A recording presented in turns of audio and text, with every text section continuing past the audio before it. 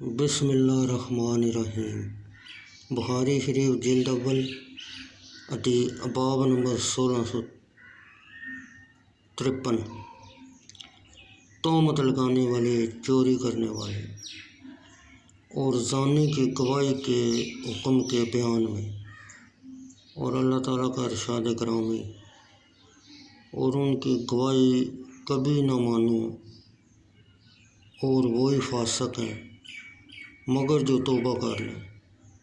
سورہ نور آیت 4۔ اور حضرت عمر رضی اللہ تعالیٰ عنہ نے ابو بکرہ نفی بن حارث، شبل بن محبت اور نافع بن حارث ماں کی طرف سے نفی کے بھائی کو مغیرہ بن شعبہ کو تہمت لگانے کی وجہ سے کوڑے لگائے،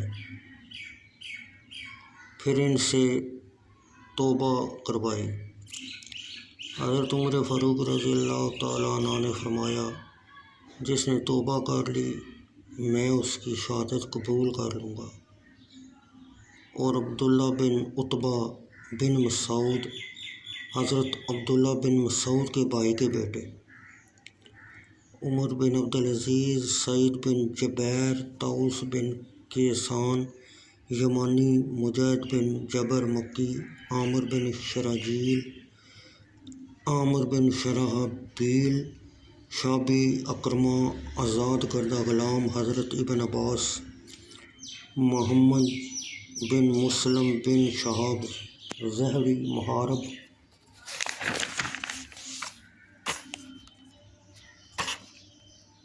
بن دثار قاضی شیرہ اور معاویہ بن قرہ نے اس کو جائز سمجھا۔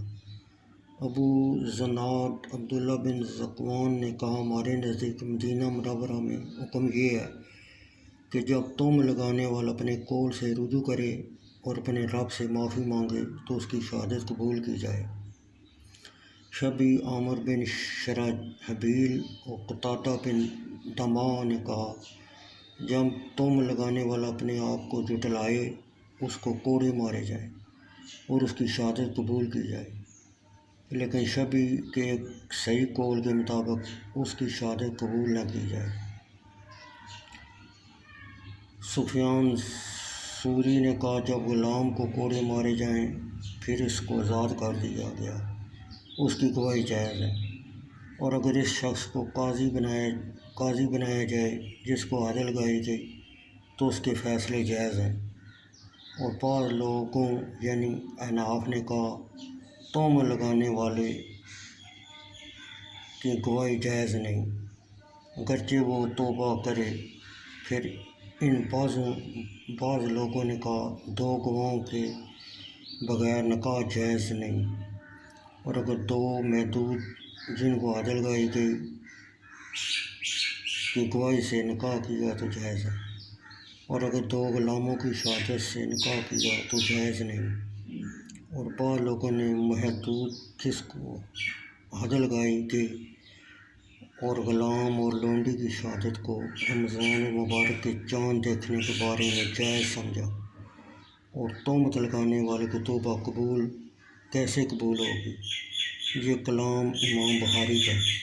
حالانکہ نبی کریم صلی اللہ علیہ وسلم نے زنا کرنے والے کو 1 سال ملک بدر کر دیا، اور نبی کریم صلی اللہ علیہ وسلم کعب بن مالک اور ان کے 2 ساتھیوں مرارہ بن ربی اور ہلال بن امیہ سے کلام کرنے سے منع فرمایا تھا، حتیٰ کہ 50 دن گزر گئے۔